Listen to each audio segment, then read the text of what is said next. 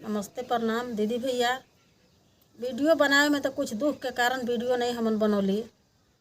दीदी भैया भुलाइल नहीं ना, हम एक चर्चा सुनावे जाती।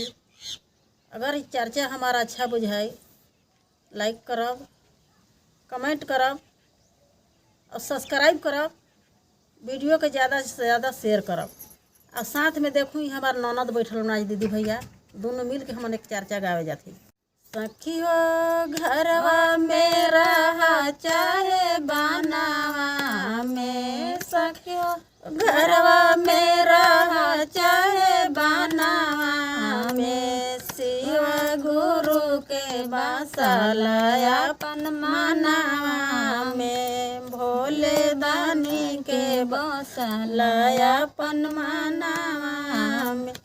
सखी हो घरवा में रहा चाहे बनावा में, सखी हो घरवा में रहा चाहे बनावा में, आओ घर दानी के बसला अपन मनावा में, आओ घर दानी के बसला अपन मनावा में। धनवा कुट कुट के रखा अपन कोठिया में, धनवा कुट कुट के रखा अपन कोठिया, एगो खुदियो न जाई तोहर संगवा में, एगो खुदियो न जाई तोहर संगवा में।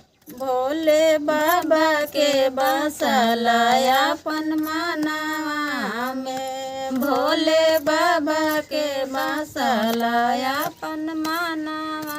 सड़िया किन किन के रख गोदरे जवा में, सड़िया किन किन के रख गोदरे जवा, एगो पीसो न जाई तोहर संगवा में, एगो पीसो न जाई तोहर संगवा में। सखी हो घरवा में रहा चाहे बनावा में, सखी हो घरवा में रहा चाहे बनावा में, शिव गुरु के बसला अपन मनावा में, भोले बाबा के बसला अपन मनावा में। पैसवा गिन गिन के रखिया रहला बैंकवा में, पैसवा गिन गिन के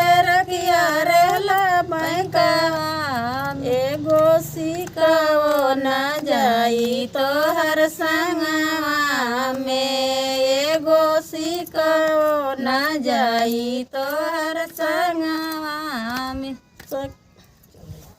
सखी हो तीन गो सूतरवा बसैया अपन मनावा में, सखी हो उहे जाइए तोहरा के संगवा में, सखी हो उहे जाइए तोहरा के संगवा में, भोले बाबा के बसला अपन मनावा में,